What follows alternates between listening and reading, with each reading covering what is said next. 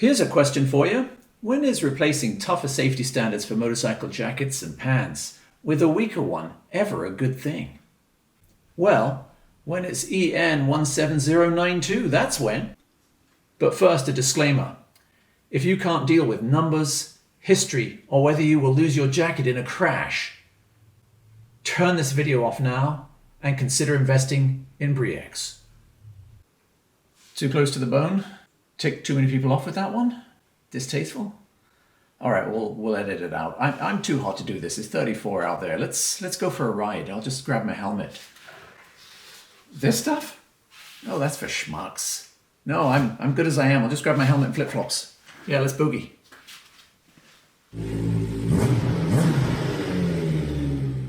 Good morning, good afternoon, good evening, Blue Marble Riders. In this video, I'm going to tell you if your riding gear, particularly your jacket, your trousers, or your leather onesie, is safe, meets any standards, and what to look for in replacement gear. So we have a new safety standard, a new CE standard for riding jackets and trousers and leather onesies. It's called EN 17092. It replaced the old EN 13595, which was a much more stringent level. But actually, it's a good thing, and I'll tell you why. The old standard, EN 13595 from 2002, only tested for professional gear.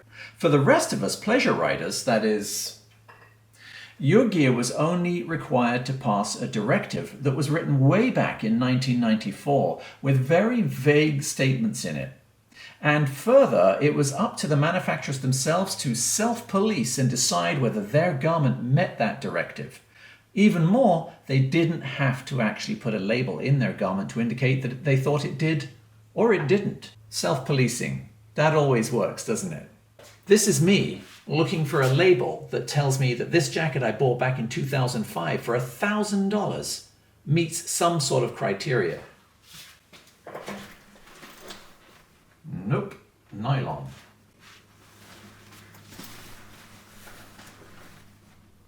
Nope, how to wash it? Don't iron it. Nope, where it's made.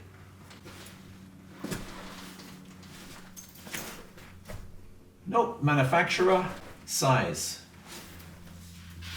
Nothing. This is the jacket I recently crashed in, and luckily for me, it saved my hide, literally. It could have done better though, but we'll get back to that in a minute. When I bought this jacket, I was looking for features because I assumed it would have passed some sort of directive that would say that it was safe for me to use on a motorcycle and that if I were to crash on it, I would come out of that crash being okay.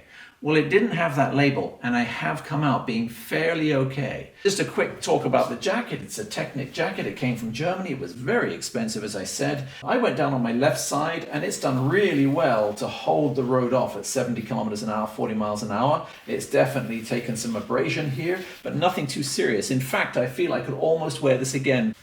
But here, the seam actually let go, and you can see the leather doesn't last long before it turns into nylon liner. Had I rubbed along the road for another, I don't know, 10 meters or so, maybe just 2 or 3 meters, this whole leather flap could have let go, and I could have serious road rash up my left arm. Not that I looked when I bought it. Like you, I assumed it had passed some sort of safety level, and I bought this for its features. Okay, the amazing pockets, the amazing vents, the super thick leather hide. Okay, the liner that you can take out, the collar on it, and it had some armour in it.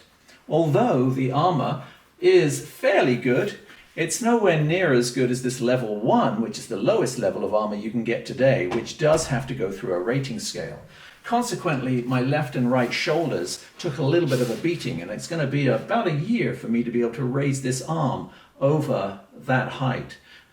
It turns out like 95% of the motorcycle gear out there made since 2002, when the previous standard came in, that most of the gear couldn't meet those professional standards. And the leisure standard, well, that was up to the manufacturers to decide whether it met or not. And that's why EN 13595 died in March 2024, just a few months ago. Like a lot of riders, because unfortunately they assumed that their garments had met some sort of level and they couldn't meet the EN 13595 professional level, and so manufacturers didn't have to test them. Not that that standard was a bad level, it was just unattainable. Even level 1 was unattainable by most manufacturers. And level 2, you were most certainly likely to survive being fired out of a cannon, landing on an asphalt surface, only to die from the lingering overwhelming flatulence that you had let off during the journey because you were simply unable to bend your arms close enough to a zipper to get it open. What I mean is, level 2 was deeply, deeply uncomfortable to wear. So enter EN 17092, the new CE certification for jackets, trousers, and one-piece leather onesies. So what does this mean for you though? Well, what this all means is that jackets, trousers, and flatulence-inhibiting onesies now actually have to meet some testable criteria which we can understand, and there's no self-policing around this. Manufacturers have to meet that criteria, and then they actually have to incorporate a label inside that indicates that the gear has met a certain standard. What are those standards, you say? Well, I have an example of a current jacket over here. This one is a Goldtop jacket.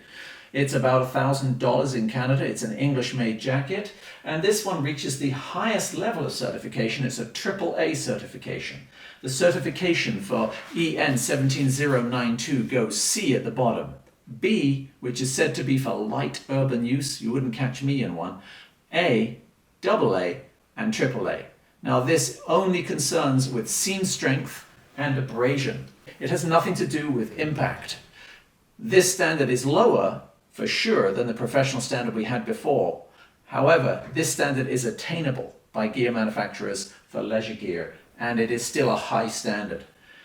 When it comes to pads though, that isn't the standard to look at. The standard for pads is completely different. This is EN 1621, and that specifies 2 levels of pads. This is Knox Level 1 armor, which comes standard with this Goldtop jacket. I am not sponsored, by the way. I bought this out of my own insurance company's money. I chose this jacket because it reaches the AAA standard, and I chose it because I could replace it with Knox Level 2 armor at $75 a pop for the elbows, the shoulders, and the back armor. So it does raise the price quite a bit. But for me, level 1 is better than what I came through originally with the uncertified jacket, but level 2 is a whole step up, no matter what Ryan says at Fort 9. And hey, I'm the first of his disciples to absolutely bow down to Ryan, but one thing I can say is, even though these pads didn't even meet any criteria, they most certainly did help me. These feel a lot more fleshy, a lot harder when you squeeze them really hard, but a lot softer on the initial squeeze. And the level 2s are a whole step up from these as well. So yeah, pads for me work well. That's it. Simple now. Of course, you need to check the armor, the placement of the armor. Is it covering where it should cover when you put the jacket or the trousers on? Is it in the right position to save you? Level 2 armor is the level you want to go for. Most jackets, though, will come standard with level 1, and you can upgrade to level 2. And I would advise, given my recent experience, that you do that. The last thing I'll say is, I always thought this was a very heavy jacket, and it is. It's a heavy jacket. It's got thick leather on it, 1.2, 1.3 mil, something like that. However, when I weigh these next to each other, this is nearly twice as heavy. It's an incredibly heavy jacket. It's going to be comfortable because it conforms. It's going to be hot because it's leather. The only thing I can say about that is I'm not sure many of the Cordura fabrics will reach AAA ratings. I think the highest I've seen is AA. So for me, abrasion was extremely important going down the road, and even this leather, which is an unrated leather, saved me. Okay, Blue Marble Riders, I hope this has been a useful and interesting video for you, and you now know how to pick your jackets, your trousers, and yes, your one-piece leather action suits. I'll see you in the next one. This is the Blue Marble Rider, out. Once again, thanks for watching everyone. If this is the first time you've watched, please consider subscribing. I do motorcycle reviews, motorcycle related product reviews, off-road and on-road vlogs as well as tours. Even though I'm not the most diligent poster, don't forget to follow me on social media. That's Instagram, Facebook and Twitter, and to like, and especially, I'm begging you here folks, subscribe. And don't forget to click the bell so that you're notified whenever I release a video. This is the Blue Marble Rider, out.